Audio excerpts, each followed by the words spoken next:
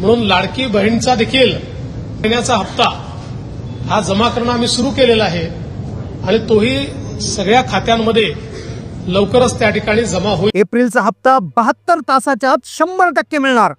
आज दुपारपासूनच 18 जिल्ह्यामध्ये 10व्या हप्त्याचं वाटप सुरू झालेलं आहे। एप्रिलचा हप्ता 2100 रुपये नाही तर 1500 रुपये मिळणार आहे, पण त्याबरोबर महिलांना 10,000 रुपयाचा एक विशेष लाभ मिळत आहे। म्हणजे टोटल बहिणींना 11,500 रुपये खात्यात येणार आहे। लाभ आहे त्या माता भगिनींच्या अकाउंटला डायरेक्ट डीबीटी हा करायचा आहे, ज्यातील 2.5 कोटी महिला माझ्या माता भगिनींना या योजनेअंतर्गत लाभ मिळेल।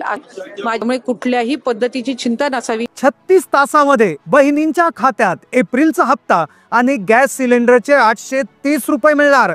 पण इथून पुढे ज्या बहिणी या 4 नियमात बसतील आणि ज्यांच्याकडे हे 2 कागदपत्र 1 एप्रिल नंतर काढलेले आहेत त्यांनाच हप्ता मिळणार।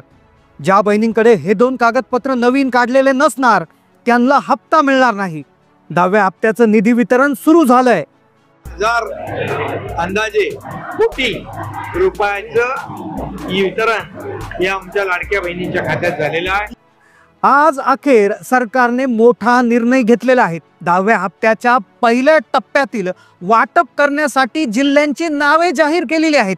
आता लगेच एप्रिलचा हप्ता आणि गॅसचे पैसे 830 रुपये इथून पुढे 100% मिळणार आहेत। गॅसच्या हप्त्यासाठी सर्व नियम अटी काढलेले आहेत। फक्त एक छोटंसं काम तुम्ही केलं की तुम्हाला गॅस सिलेंडरचे पैसे देखील 830 रुपये लवकरात लवकर मिळून जाणार आहेत। कोणत्या जिल्ह्यात 10व्या हप्त्याचं वितरण सुरू झालेलं आहे त्या जिल्ह्यांची नावे लगेच पहा। मुख्यमंत्र्यांनी जिल्ह्यांची नावे सांगितलेली आहेत। बुलढाणा, खामगाव, अमरावती, यवतमाळ, वर्धा, भंडारा, चंद्रपूर, नांदेड, हिंगोली, जालना, संभाजीनगर, लातूर। एप्रिलचा 10वा हप्ता 1500 रुपये प्रमाणे लगेच मिळणार। हप्त्यामध्ये आता कधीही खंड पडणार नाही। 2100 रुपयाचा निर्णय देखील लगेच घेतला जाणार। पण आता बहिणींची घरोघरी जाऊन पडताळणी होणार। इथून पुढे ज्या बहिणी या 4 नियमात बसतील आणि ज्यांच्याकडे हे 2 नवीन कागदपत्र म्हणजे 1 एप्रिल नंतर काढलेले असतील त्यांनाच एप्रिलचा हप्ता आणि गॅसचे 830 रुपये जमा करण्यात येतील। आता घरोघरी जाऊन चौकशी होणार आहे, पडताळणी होणार आहे। ज्या घरामध्ये या वस्तू आढळून आल्या आणि हे 2 कागदपत्र मागितल्यावर दाखवले नाही तर तुमचा हप्ता कायमचा बंद होणार। आधीचेही पैसे वसूल होणार।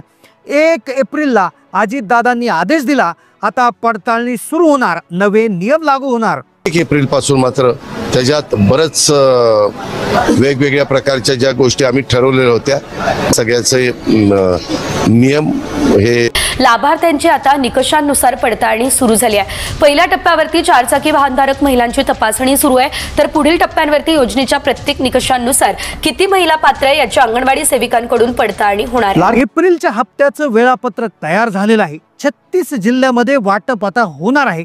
एप्रिलचा हप्ता 1500 रुपयेच मिळणार आहे, पण गॅसचे 830 रुपये मिळण्यासाठी व्यवस्थित माहिती ऐकून घ्या, कारण की व्यवस्थित माहिती नसल्यामुळे गॅसचे पैसे भरपूर महिलांना मिळाले नाही। त्यामुळे तुम्ही व्यवस्थित ऐकून घ्या। तुम्ही व्यवस्थित ऐकत नाही, 2 दिवसाच्या आत हे जर छोटंसं काम तुम्ही केलं की लगेच तुम्हाला 1500 अधिक 830 असे 2330 रुपये मिळतील। 10वा हप्ता करता आता पिवळं आणि केसरी रेशन कार्ड संदर्भात एक नियम आलाय। आदिती ताईंनी ज्या बहिणींकडे पिवळं रेशन कार्ड आहे, केसरी रेशन कार्ड आहे त्यांच्यासाठी एक अर्जंट सूचना दिलेली आहे। काय सूचना आहे लगेच पहा। पिवळा आणि केशरी कार्ड धारक जे आहेत त्यांचं उत्पन्न 1 लाखापेक्षा कमीच आहे, त्यामुळे तिथं स्क्रुटिनी किंवा क्रॉस व्हेरिफिकेशन करण्याचा काही विषय येत नाही। 10व्या हप्त्याच्या संदर्भात लाडक्या बहिणींसाठी 4 महत्त्वाच्या अपडेट आलेल्या आहेत। 4 आनंदाच्या गुड न्यूज आलेल्या आहेत। पहिली महत्त्वाची बातमी आज आपण पाहतोय, एप्रिलच्या हप्त्यासाठी कोणते 4 नवीन असणार आहेत, कोणते 4 नवे नियम असणार आहेत। एप्रिलच्या हप्त्यासाठी आपण पाहणार आहोत कोणते 2 नवीन कागदपत्र काढावे लागतील। 2 कागदपत्र तुम्हाला आता अर्जंट काढावे लागणार आहेत। 1 एप्रिल नंतर हे कागदपत्र जर काढलेले असतील तरच हप्ता जमा होणार। त्यानंतर अंगणवाडी सेविका घरी जाऊन काय चौकशी करणार आहेत। अंगणवाडी सेविका आज उद्या परवा कधीतरी तुमच्या घरी येतील, काय विचारणार आहेत, कोणते कागदपत्र दाखवावे लागणार आहेत आणि एप्रिलच्या हप्त्यासाठी यादी तयार, कोणत्या जिल्ह्यात आधी पैसे येणार, कोणत्या जिल्ह्यात नंतर पैसे येणार, संपूर्ण सविस्तर यादी तुमच्यासाठी आता सांगितली जाणार आहे.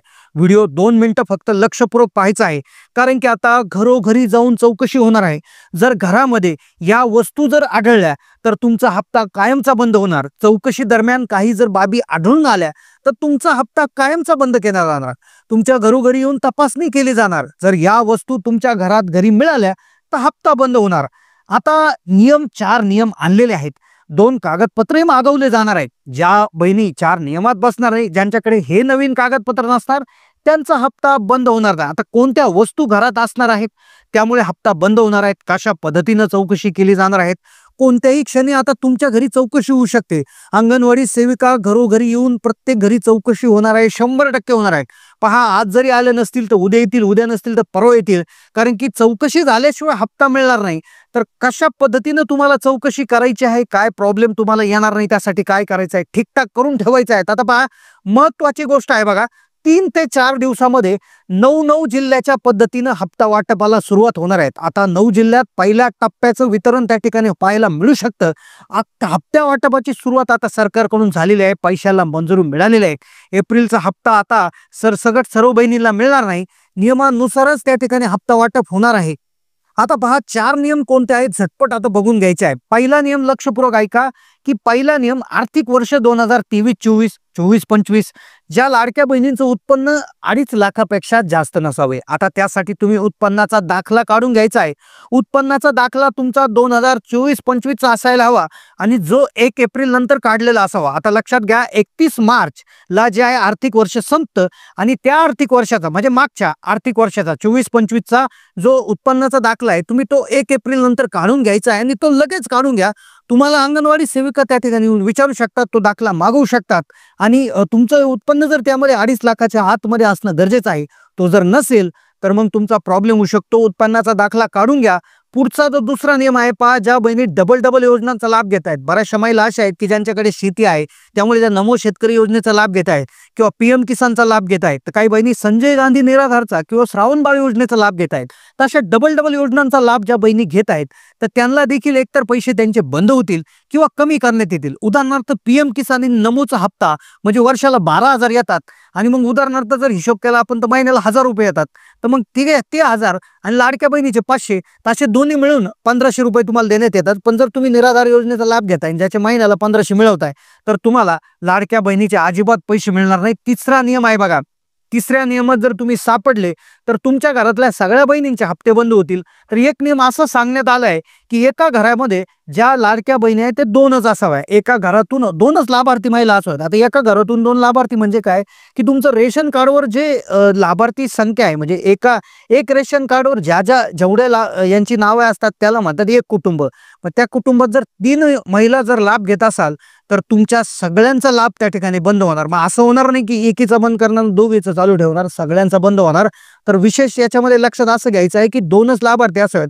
तिसरी बहीण जर लाभार्थी असेल तर त्यांनी त्यांचं रेशन कार्ड सेपरेट करून घेणं त्या ठिकाणी होऊ शकतं, कदाचित त्यांचा हप्ताही बनवू शकतो. चौथा आणि शेवटचा नियम आहे तो नियम असा आहे की आता पहा, तो नियम एकदा ऐकला की तुम्हाला कोणत्या जिल्ह्यामध्ये पैसे वाटप होणार आहे, कोणत्या जिल्ह्यांचा नंबर लावण्यात आलाय, कोणते 2 कागदपत्र लगेच काढून घ्यायचे आहे, संपूर्ण सविस्तर सांगवणार आहे. पहा, चौथा नियम असा आहे की तुमच्या घरामध्ये कुणी सरकारी नोकरीमध्ये नसावा, कुणी सरकारी कामाला त्या ठिकाणी व्यक्ती जात नसावा.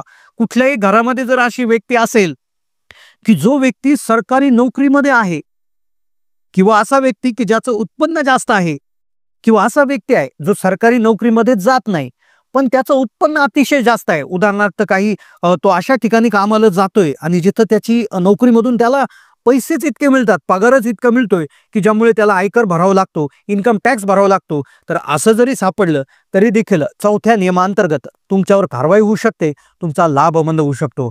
आता पहा, यावर सांगितलेल्या 4 निकषात तुम्ही बसताय का लगेच कमेंट करायची आहे, कारण की 2 कागदपत्रे तुम्हाला लागणार आहे आणि गॅस सिलेंडरचे 830 रुपये आता मिळण्यासाठी सगळ्या अटी काढल्यात. फक्त एक काम तुम्हाला अर्जंट करायचं आहे. आता पहा, एप्रिल महिन्याचा 10वा हप्ता आहे तो सुरू करण्यात आलेला आहे. 10वा हप्ता कोणत्या जिल्ह्यात येणार आहे आता लक्षपूर्वक ऐकायचं आहे. जिल्ह्यांची यादी आलेली आहे. पहिला जिल्हा आहे बघा पुणे जिल्हा. पुणे जिल्ह्यात सर्वात जास्त लाभार्थी संख्या असल्यामुळे पुणे जिल्ह्यातून सुरुवात करण्यात येणार आहे. पुण्यातून व्हिडिओ पाहत असाल तर कमेंट करा. दुसरा जिल्हा आहे बघा, सातारा जिल्हा. सातारा जिल्हा पुणे विभागातील सातारा जिल्हा आहे. पुणे जिल्ह्यानंतर सातारा आहे. तिसरा जिल्हा पुणे विभागातील आहे तो म्हणजे सांगली जिल्हा. पुणे विभागातले 3 जिल्हे, पुणे त्याबरोबर सातारा आणि सांगली, 3 जिल्हे या ठिकाणी निवडण्यात आलेले आहे. कोकण विभागातून जर बघितलं तर रत्नागिरी जिल्हा जो आहे तो निवडलाय. त्यानंतर रायगड जिल्हा निवडलाय. रत्नागिरी आणि रायगड हे 2 जिल्हे कोकण विभागातून निवडण्यात आलेले आहे. त्यानंतर पुढे आपण जर बघायला गेलं तर वर्धा जिल्हा आहे. वर्धा जिल्ह्यामध्ये सर्वात आधी पैसे वाटपाचा कार्यक्रम होणार आहे. त्यानंतर चंद्रपूर जिल्हा आहे, यवतमाळ आहे, गोंदिया जिल्हा आहे, भंडारा आहे. या जिल्ह्यामध्ये पटापट पैसे वाटप सुरू होणार आहे. तुम्ही कोणत्या जिल्ह्यातून व्हिडिओ पाहतायत कमेंट करायला विसरू नका. 10वा हप्ता आता हप्त्यामध्ये जो आहे तो पैसे टाकण्यात आलेले आहे. पुढचा जिल्हा आहे पहा अमरावती जिल्हा, अकोला, वाशिम, त्याचबरोबर बुलढाणा, हिंगोली. त्यानंतर जर बीड, मुंबई शहर जिल्हा, ठाणे जिल्हा, तर यामध्ये देखील पैसे वाटप आता कोणत्याही क्षती होणार आहे. ज्या बहिणींचं खातं व्यवस्थितपणे आधार कार्डला लिंक आहे, व्यवस्थितपणे लिंकिंग असणं गरजेचं आहे. व्यवस्थितपणे लिंकिंग असणं म्हणजेच तुमच्या आधार कार्डचं नाव आणि तुमच्या बँक खात्याचं नाव आता व्यवस्थित असणं गरजेचं आहे. तुमचा आधार नंबर टाकून तुम्ही बँक मॅपिंग स्टेटस किंवा बँक सेडिंग स्टेटस चेक करून घ्यायचा आहे. तुम्ही तुमच्या बँकेमध्ये जाऊन देखील विचारू शकता, कारण की आता 31 मार्च संपलाय, एप्रिलमध्ये नियम बदललेले असतात. परत एकदा तुम्हाला KYC देखील करावी लागू शकते. त्यामुळे बँकेत जाऊन KYC करून घ्यायचे आहे. आधार लिंकिंग व्यवस्थित आहे की नाही चेक करून घ्यायचं आहे, कारण की पैसे कोणत्याही क्षणी आता तुमच्या खात्यात पडल्याचा मेसेज येऊ शकतो. आणि बँकेचे व्यवहार देखील आता त्या ठिकाणी वेगळ्या पद्धतीने होतील. बँक खात्यामध्ये देखील आता दंड आकारला जाऊ शकतो. जर तुमच्या खात्यामध्ये मिनिमम बॅलन्स नसेल तर तो मिनिमम बॅलन्सही तुम्ही करून घ्यायचा आहे. तर अशा प्रकारे या गोष्टींची काळजी घ्यायची आहे. 4 नियम आणि 2 कागदपत्र. म्हणजे पहिलं मुख्य कागदपत्र जे आहे ते म्हणजे तुमचं असणार आहे उत्पन्नाचा दाखला. तुमचा उत्पन्नाचा दाखला 1 एप्रिल नंतर 2024-25चा तुम्ही काढून घ्यायचा आहे. जो तुमच्याकडून जर मागवला तो तुम्हाला दाखवतील. तुमच्या योजनेत तुम्हाला मेसेज आला नाही तर तुम्ही महिला बालविकास विभागामध्ये जाऊन तो कागदपत्र जमा करायचा आहे, किंवा त्यामुळे तुमचा हप्ता जो आहे तो नियमितपणे चालू राहील. तर अशा नवनवीन माहितीसाठी चॅनलला नक्की सबस्क्राईब करून ठेवा. बेल नोटिफिकेशन ऑन करा. जास्तीत जास्त माता महिला व्हिडिओ शेअर करायला विसरू नका. धन्यवाद.